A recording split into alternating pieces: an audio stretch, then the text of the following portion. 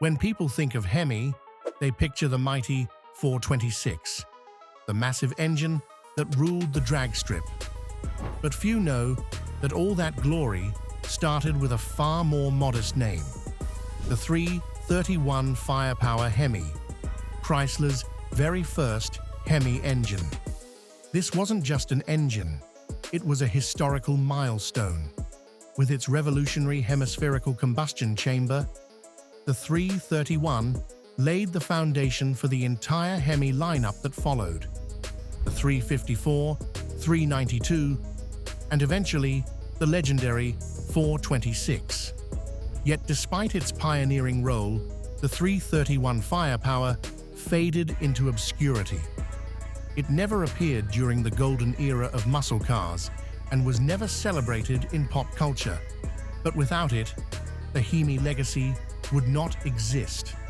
In this video, we'll uncover the story of the very first HEMI, quiet but powerful, the engine that changed the future of American performance forever.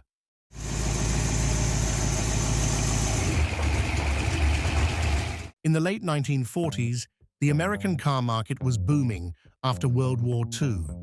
Consumers were no longer satisfied with sluggish cars powered by outdated flathead engines. They wanted performance, and Cadillac was the first to deliver it. In 1949, General Motors launched an all-new OHV V8 engine for Cadillac, compact, efficient, and powerful. It was a game-changer, and it put enormous pressure on rivals like Chrysler. While Chrysler had a reputation for solid engineering and durability, they were falling behind, still relying on inline sixes and flathead V8s that were quickly becoming obsolete. The pressure was on. Chrysler's engineers realized that keeping up wouldn't be enough. They had to leap ahead. The solution wasn't to keep refining the past, it was to invent the future. So they made a bold decision. Instead of updating the flathead, they would develop an entirely new engine with a combustion chamber design never before seen in mainstream production. And that never-before-seen design, it was none other than the hemispherical combustion chamber. While most American automakers stuck with flat or wedge-style chambers, Chrysler boldly pursued a path that was more complex, more expensive, but full of engineering promise. Mechanically, the hemispherical layout allows intake and exhaust gases to flow more naturally due to the symmetrical valve placement. This improves breathing efficiency, increases burn speed, and boosts power. With the spark plug positioned near the center, ignition is quicker and more even, reducing the risk of detonation, a major concern at a time when fuel quality was still limited. Another advantage, the ability to use larger valves at wider angles, enabling higher power without increasing displacement. But the trade-offs were serious. Cylinder heads were difficult to machine.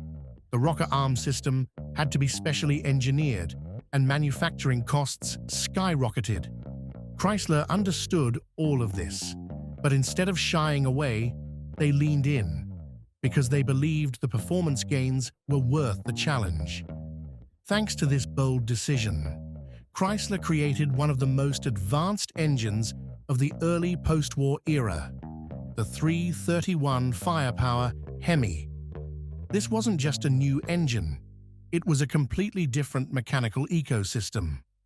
The 331 cubic inch displacement engine featured a 90-degree overhead valve V8 configuration, with a cast iron block weighing around 730 pounds, heavy but incredibly robust. The camshaft was located within the block, operating the valves via a pushrod system and a unique rocker arm setup, specifically designed to match the wide valve angles of the HEMI chamber. Each cylinder head had intake and exhaust valves placed on opposite sides, angled to create an efficient cross-flow of gases. The initial compression ratio was 7.5 to 1, later increased to 8.5 to 1 in higher performance versions.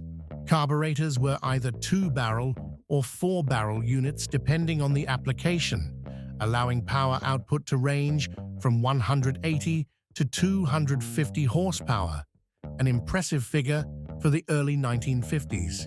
Torque exceeded 310 pound-feet at low RPMs, providing smooth, strong, and easily controllable acceleration. With its smooth yet commanding torque delivery, Chrysler realized that the 331 FirePower wasn't just built for speed, it was the perfect symbol of luxury and authority. That's why they chose to debut this engine in their most prestigious vehicles. The first to receive the 331 HEMI was the Chrysler Imperial, a top-tier luxury sedan designed for elites and dignitaries. Soon after, models like the New Yorker and Saratoga were also equipped with this engine, reinforcing Chrysler's image as an innovator in both engineering and refinement. But Chrysler didn't stop at performance. They built FirePower into a standalone brand identity. From embossed valve covers to bold ads touting the science of combustion, the company framed this engine as the ultimate choice for discerning drivers.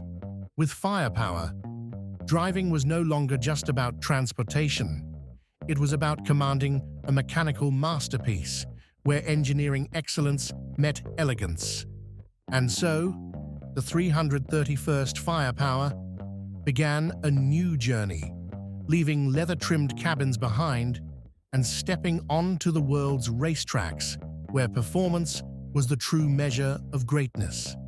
One of the earliest and most notable examples was the Cunningham C4R, a race car built by Briggs Cunningham for Le Mans competition. It was powered by a tuned version of the 331 HEMI, and it made waves instantly. In 1953, the C4R finished third overall at Le Mans, a historic feat that cemented the HEMI's place in international motorsports. Back in the US, the 331 FirePower began showing up in NASCAR races in the early 1950s. Compared to traditional wedge-head engines, the HEMI stood out for its straight-line speed, heat endurance, and lasting strength over long, punishing races. And it wasn't just endurance or oval tracks. Early drag races also took notice. Despite its weight and complexity, the 331 could produce massive power when tuned properly, making it a sleeper favorite in the quarter-mile scene. That hidden potential convinced Chrysler not to stop at the 331. They knew, if the first version could be this powerful, then future generations could elevate the HEMI to entirely new heights. And so, the evolution began, starting with the 354 HEMI in 1955. The 354 kept the same trademark hemispherical chamber but offered increased displacement, higher compression, and upgraded intake, exhaust, and ignition systems. In Chrysler 300 and Imperial models, the 354 could produce over 300 horsepower, a figure that just a few years prior would have sounded like fantasy. The peak of Genuine HEMI came in 1957, with the arrival of the 392 HEMI. With a full 392 cubic inch displacement, this engine didn't just own the streets, it conquered the drag strips. The 392 became famous for its high combustion pressure tolerance and ability to handle serious boost, making it a favorite among hot rodders and racers.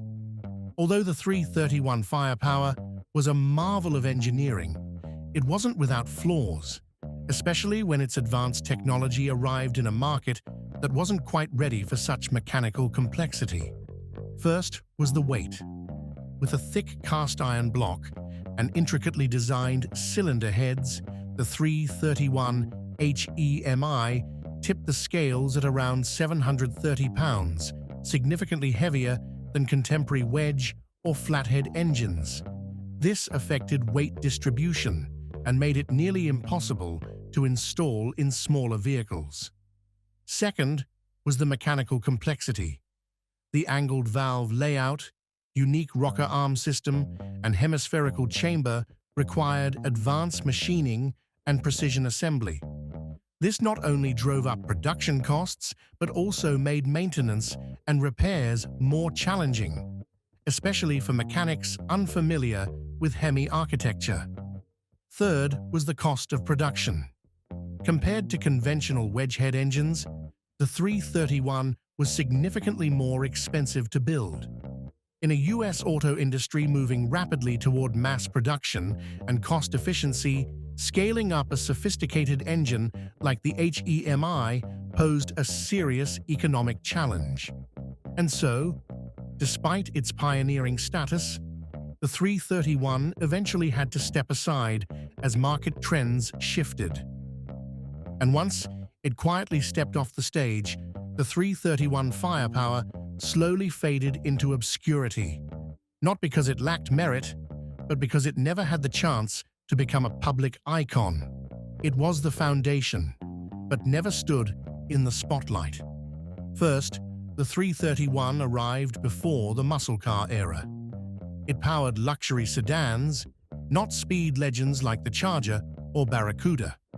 As a result, the 331 became associated with refinement rather than raw, violent performance, the very trait that made HEMI a legend later on. Second, the 331 was absent from pop culture. No smoky film scenes, no video game appearances, no posters on teenage bedroom walls. For younger generations, the 331 might as well not exist. Third, its rarity and lack of aftermarket support led it to be skipped by many car builders. Hot rodders and restorers often opt for the 392 or 426 engines with more parts, more power, and more street cred. But the truth is, without the 331, the 426 would never have existed. Without FirePower, HEMI might have stayed a brilliant idea on paper, and perhaps it's that quiet legacy that makes the 331 more unforgettable than we realize. Though once forgotten, in recent years, the 331 FirePower has been rediscovered by gearheads and classic car enthusiasts, not just for its historical importance, but for its unmatched character and unmistakable style. Early Chrysler models like the Imperial, New Yorker, or Saratoga, equipped with the 331 HEMI, are steadily rising in value, especially when retaining the original engine. On auction blocks, a 1953 Imperial with its factory 331 can fetch 2 to 3 times more than its flathead-powered counterparts. Simply put, this is the original HEMI, a foundational piece of American performance history. In the world of hot rod builds, the 331 is also earning respect as a statement engine. With its massive heads, signature FirePower script on chrome valve covers, and unmistakable vintage look, it brings a retro-cool attitude no modern small block can replicate. Some builders are restoring 331s with modern upgrades like superchargers or EFI, reaching over 400 horsepower, while keeping that old-school HEMI soul intact. The aftermarket is also catching up, with companies like Hotheads and Wilcap producing new parts, intakes, pistons, cams, and adapters, all tailored to revive the 331st. And that revival isn't just about parts, it's also sparking a renewed appreciation for the core engineering legacy the 331st left behind. Structurally, functionally, and historically, the 331 FirePower wasn't just a starting point, it was the blueprint for the entire HEMI dynasty that followed. When Chrysler developed the 426 HEMI for NASCAR and drag racing in the early 1960s, they didn't start from scratch. They built directly on the 331's design philosophy: hemispherical combustion chambers, cross-flow valve layout, centrally located spark plugs, and a cam block OHV setup. The 426 was simply a scaled-up 331, bigger displacement, higher output, more aggressive intent, but with the same DNA. Even today's modern HEMIs, from the Hellcat to the Demon, still retain refined versions of the hemispherical chamber. Every innovation we see today stands on the shoulders of what the 331st pioneered decades ago. Funny enough, everyone remembers the 426, but when asked who laid the first brick, few mention the 331. In the world of engineering, few things are more valuable than a successful prototype. And the 331 was the perfect prototype, the unsung hero behind one of the greatest mechanical legacies in American automotive history. The 331 FirePower HEMI wasn't the most powerful nor the most famous, but it was the first bridge to one of the greatest engine lineages in American history. Without it, there would be no 426. Without it, the name HEMI might have faded away like hundreds of other engineering ideas that never made it off the drawing board. The silence surrounding the 331 isn't a failure, it's a sacrifice. It stepped aside so that future engines could go farther, grow stronger, and become legendary. If you've ever heard the roar of a modern HEMI, remember that sound, at least in part, was born in 1950. From an engine few remember, but to which so many owe everything. Have you ever driven or built a car with a 331? Or maybe you have memories tied to an old-school HEMI. Drop them in the comments below. And don't forget to like and subscribe so you won't miss future videos about forgotten but unforgettable engines.